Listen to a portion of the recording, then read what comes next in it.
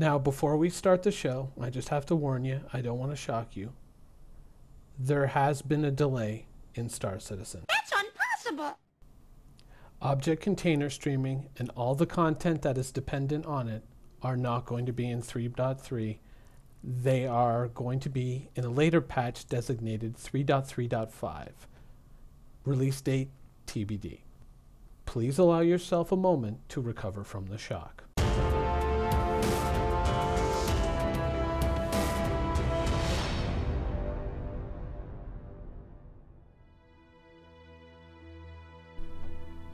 Now, of course, we all, at this point, probably know object container streaming and, of course, all its dependent features are not going to be in 3.3. There has been a setback. I know. Ooh, what a surprise. But there's a lot of people out there who are going to obviously express disappointment. When you're doing something that hasn't been done before, it's not unexpected to run into setbacks. When you're trying to work on the planetary scale, literally, you can run into some problems. You can run into some issues. And so, I am disappointed. It really is kind of the meat and potatoes of the patch. Sure, the hammerhead is cool. Sure, going down on ground and having enemies that you can shoot at, also a cool thing. But object container streaming really was something that we were all really hoping for. Even when you say, oh, well, it's the dependency and Hurston, all those things require object container streaming. But it promised to improve performance across the board. And certainly, I think a lot of us who play the current client fairly regularly would express an interest in seeing that sooner rather than later. But I think the bigger disappointment, even beyond us, the backers, is probably CIG themselves. Remember, they're going into CitizenCon, and a big chunk of their upcoming patch is not going to be there. It's going to be delayed, and so that's kind of embarrassing for them. But what was cool, what I did like, was the hammerhead. We finally saw exterior shots of the hammerhead, something we have not seen for almost a year, and it looks amazing. I looked at it, and the only thing that I kind of got kind of smart-assy about when I was looking at it, I was kind of like, you know what? When they were saying, well, we had to add a little bit of a second floor, and they found the space within the existing geometry of the ship. They said they had to add a second floor for the the lunchroom, the cafeteria, whatever you want to call it. I said, you got a big empty gap in the middle of the ship. You can just put a ceiling and a floor in there, put a couple of doors, and there's your lunchroom. No real big changes required. So, just saying. But one thing did catch my ear. It's quite slow. It's not as fast as some other ships, but it makes up for it in the fact that it can just sort of rain down as much pain as it wants to with all these guns. So when they said it was a slow ship, I thought, oh, maybe he misspoke.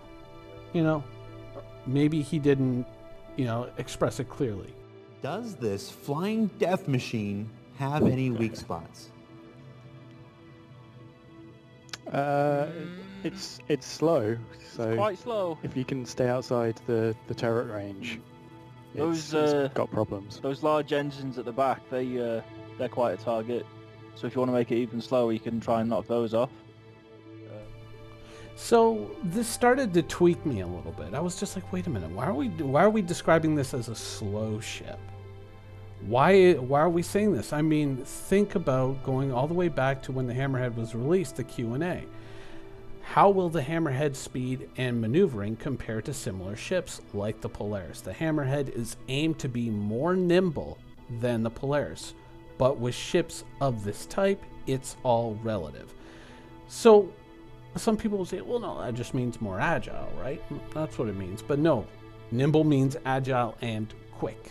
So faster than the Polaris, right? And the Polaris is a ship that is described as blazingly fast. So I started kind of going, well, how can it be slow then? Slower than what? Obviously slower than an M50, probably more or less slower than a Mercury, a Cutlass, sure. But what kind of speed are we talking about here? And it's true, it's all relative. Because if you look at something like a hammerhead from the perspective of an M50, the hammerhead's going to seem like a slug. But if you look at something like the hammerhead compared to a javelin, then the hammerhead might seem like an M50, or maybe not, maybe closer to a cutlass. And so I was really, in the beginning, I was having trouble kind of resolving this because I had never seen the hammerhead as an inherently slow ship. But I think it was a question of perspective. And so I was hoping that during the Q&A that they were going to kind of go into a little bit more depth and give us a comparison point. Give me a ship that I can look at and say, okay, this is the speed that it's going to go. Perfect. And they did. They said the hammerhead, the Starfarer. They compared it to the Starfarer. Now you might initially look at the Starfarer and go, wait, the fuel and cargo ship? I mean, I know it's got a spoiler on the back, but, not exactly a speed demon. And you'd be correct. However, if you drop the hammer inside of the Starfarer, if you really press the pedal and you got a little time to spare, you will get up to 890 meters a second, which really isn't all that slow. So, if you think about the ship that way, it is still a fairly quick ship, and it's probably going to be a lot quicker than a ship like the Polaris. I mean, the Polaris, we use words like blazingly fast, but once again, blazingly fast compared to what? Blazingly fast compared to an Idris? Sure. Blazingly fast compared to a Javelin? Sure, that makes sense. Whereas an M50, not so much. And I think it helps kind of solidify the mental picture of where ships like the Hammerhead and certainly the Polaris might fit in. I mean, now that we're getting the Hammerhead, it gives us an idea of where it competes, where it sits. You look at this picture, it was, of course, in the recent article that we made fun of yesterday a little bit, on The Hunt, or in The Hunt, where they were talking about hunting down pirates in the Hammerhead sail coming back. Both these ships are basically at full afterburner. They both do roughly the same speed, though perhaps, I mean, they didn't really give us any solid figures, so perhaps the Hammerhead will come out a little bit faster than the Caterpillar. So, realistic, I mean, the pirate Caterpillar, it turns out not all that much of a pirate ship because it can't outrun, patrol ships like the Hammerhead, though, once again, it does way less, so maybe you can modify it, get a little extra speed out of it. Wouldn't be opposed to that. But it gives you, like I said, it gives you a picture. It gives you an idea of what these ships are capable of. No one really thought that these ships were going to be, weaving and dodging around asteroids like the Millennium Falcon. Of course not. But, having this solid figure, it impacts this ship. And it, of course, impacts other ships as well. Now, a while ago, back in March, we got a little bit of a hint. A possible hint that the Polaris was going into production in April. We have not heard anything since, and as we all know, sometimes ships were told they're going into production, they don't quite make the schedule, or they have to be bumped for this, that, or the other thing. Certainly the Cutlass Blue, the Cutlass Red are very recent examples of this. So the Polaris, if you think about it, if the Hammerhead is a little bit faster, maybe let's say 750 meters a second, maybe 800, who knows, right? But if you think about it, it kind of makes sense for a ship like this, and it's not really all that bad a thing. Some people might look at it and say, well, the Polaris is supposed to be blazingly fast. It's supposed to be this really quick ship that gets in there quickly, drops its torpedoes, and then just kind of flies right past its target, picks a line and goes. And you might say, well, 800, 700 meters a second, I was kind of hoping for a little bit more, gusto. I was hoping for a little bit more speed. But think about it. Once again, it doesn't handle like a fighter, so it's going to have to take time to line up its attack. That's also something that kind of balances it out because you can probably see it coming if you're paying attention. And so you can kind of best prepare for what angle it's going to come at you at. It has to pick a line. It has to say, here's where you are. Here's where you're going to be by the time I get there. So it has to line up an attack and then it goes at you at that high speed. Now, if fighters are chasing it, they're going to have to run into some issues where they're trying to dodge those turrets while maintaining position on a ship like the Polaris. Now, a lot of people like to get on the forums and brag it up really hard and say, oh, I can totally get into the blind spot of this ship or that ship.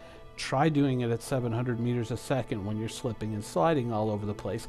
It's not going to be that easy. So it kind of paints a fairly bright picture of the future of these two ships, and I'm actually very hopeful to see the Polaris very soon, fingers crossed.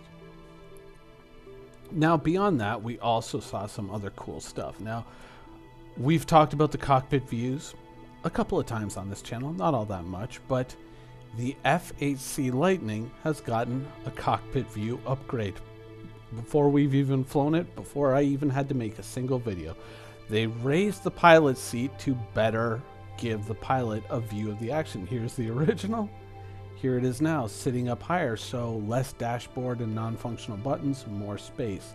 And of course, we also saw the Anvil Hawk, which is yet another ship, which kind of proves that you can have a canopy and a cockpit that allows you to see down, see up, see all around you, and it doesn't mean it's got to be a bubble. It can conform to the space or the shape of the ship and really enhance the design and basically give the pilot better situational awareness. This is one of these better ships that have come out recently, which I lament have not come into the game sooner. So while 3.3 and 3.5 are kind of a bummer, they're not an unexpected bummer. We knew things like this were going to happen, let's be honest, but some of the stuff that we're seeing with ships right now, I think is something to really look forward to, and at least we'll get the Hammerhead in 3.3.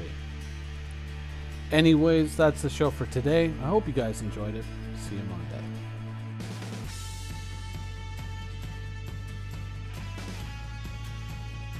Thank you for watching. So if you want to keep up with the latest and greatest in the Star Citizen and Squadron 42's development, please follow us on our social media channels. See you soon.